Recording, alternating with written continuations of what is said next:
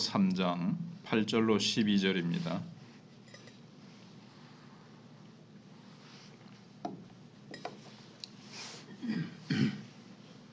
합독하시겠습니다.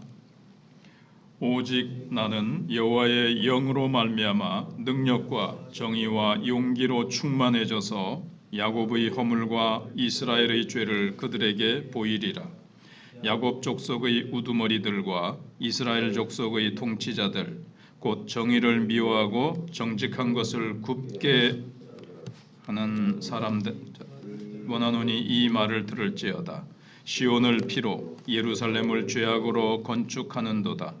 그들의 우두머리들은 뇌물을 위하여 재판하며 그들의 제사장은 사크를 위하여 교훈하며 그들의 선지자는 돈을 위하여 점을 치면서도 여호와를 의뢰하여 이르기를 여호와께서 우리 중에 계시지 아니하냐 재앙이 우리에게 임하지 아니하리라 하는도다. 그러므로 너희로 말미암아 시온은 갈아엎은 밭이 되고 예루살렘은 무더기가 되고 성전의 산은 수풀의 높은 곳이 되리라 하시더라. 아멘. 먼저 이스라엘의 죄를 보이리라고 말씀하고 있습니다. 미가는 불의를 사랑하는 권력자들과 자기 배만 위하여 거짓을 말하는 종교 지도자들을 향해서 그들의 허물과 죄악을 책망하겠다고 선언하고 있습니다. 그런데 이 선언은 능력과 정의와 용기가 충만하지 않으면 안 되는 일이라고 말씀하고 있습니다. 여기서 능력이란 말씀을 말씀대로 선포하기 위해서 죄에 동참하지 않을 능력을 말하고 있습니다.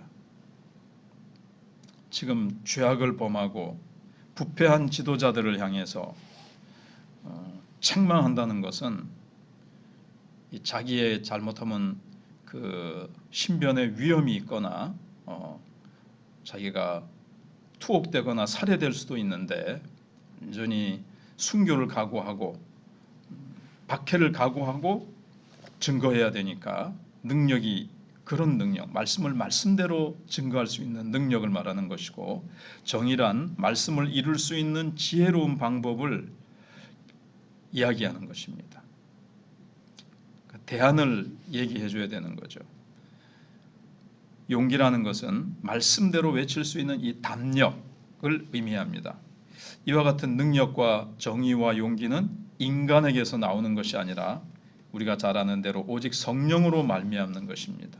그래서 하나님의 사람에게 있어서 특히 선지자에게 하나님의 말씀을 선포하는 자에게 있어서 성령 충만은 하나님의 일을 하기 위한 가장 필수적인 준비이며 반대로 충만하지 않는 것은 가장 큰 죄입니다. 성령 충만하지 않으면 바로 볼 수도 바로 깨달을 수도 무엇보다도 바로 증거할 수가 없습니다. 힘있게 용기 있게 능력 있게 증거할 수가 없습니다. 하나님 선지자뿐만 아니라 우리의 신앙생활 자체가 성령 충만하지 않으면 말씀대로 하나님이 기뻐하시는 이 신앙생활을 할 수 없습니다. 어떻게 원수를 사랑하고 원수를 위해서 기도해야 하고 핍박하는 자를 위해서 기도하고 그 다음에 내가 져주고 양보하고 예수님처럼 온유 겸손 이런 것들은 인간의 그 자연적인 본성으로는 도저히 할 수가 없는 것입니다. 그러므로 성경대로 살아가는 것은 성령 충만하지 않고는 도저히 할 수가 없는 거죠. 그래서 성령 충만하라고 명령하고 있지 않습니까? 그런데 그 명령에 순종해서 우리는 항상 성령 충만해야 되겠고 성령 충만을 구해야 되겠고 또 나에게는 언제 어디서나 예수 그리스도를 전할 수 있는 능력과 정의와 용기가 충만하도록 늘 기도해야 되겠습니다. 그 다음에 크게 두 번째로 지도자로 인한 시온의 멸망을 미가는 예고하고 있습니다.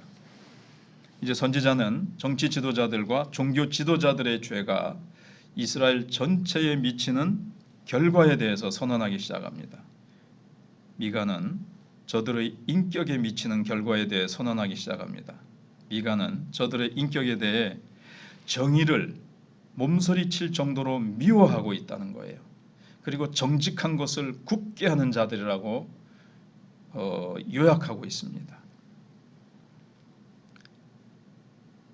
어찌 보면 인간이 타락한 이유로 다 그렇지만 지금 우리나라도 지금 법 집행이 법대로 되어지지 않고 자기네들의 유익을 위해서, 누군가의 그 유익을 위해서 그들이 법을 지금 굳게 하고 있고,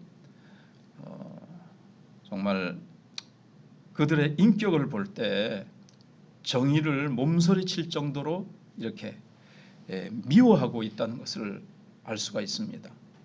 그러니까 지금 국민들이 참 이 격분하고 또 소위 중도파라고 하는 사람들이 어떤 그 반발심으로, 뭐 이제 구체적인 얘기를 해서 그렇습니다만은, 어떤 지지도가 떨어졌던 당을 향해서 지금 막 올라가고 있는 것은 상대 쪽이 너무나도 비인격적으로 그렇게 하니까 다른 쪽으로 이렇게 반발심으로 이쪽은 너무하다 이렇게 해서 문제가 되고 있습니다.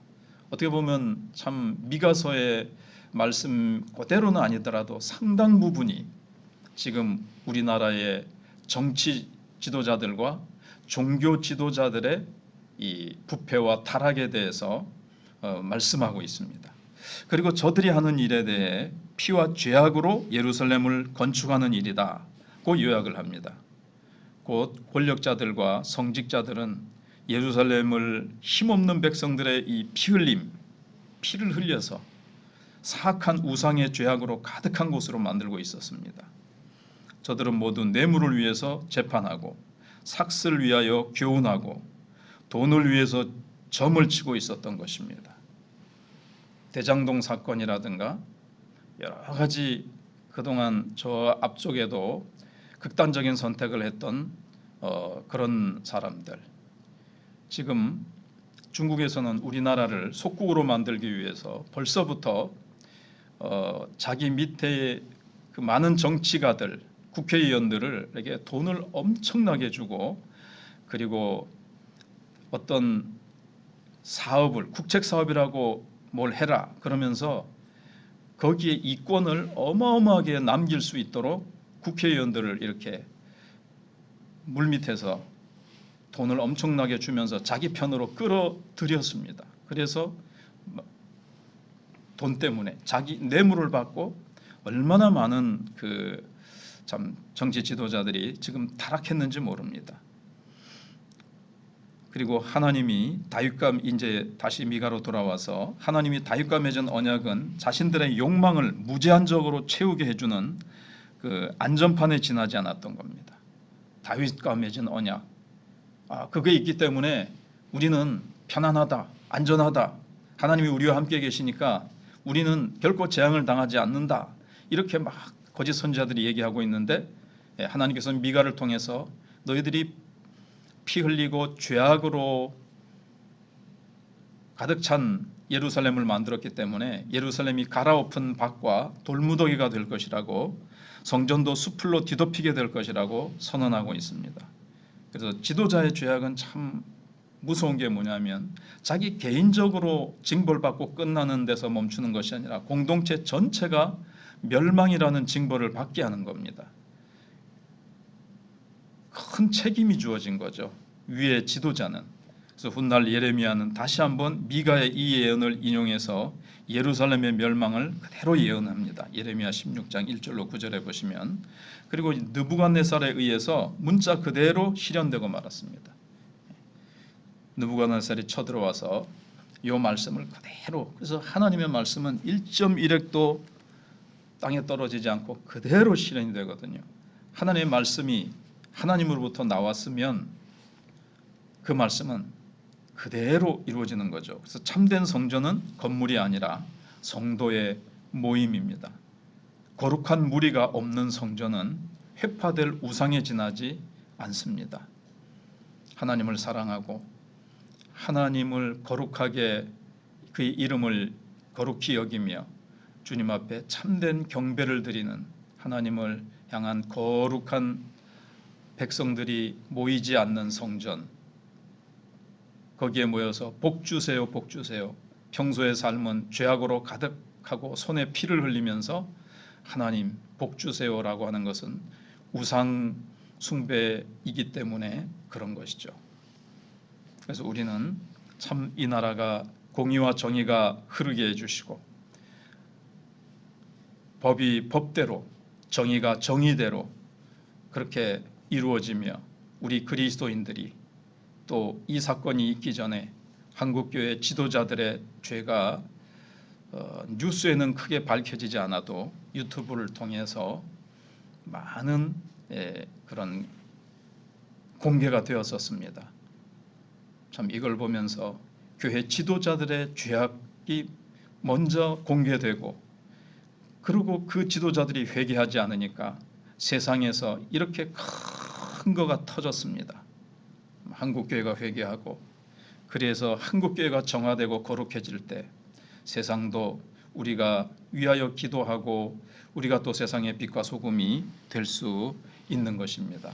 그래서 그것을 위해서 우리가 기도해야 되겠습니다.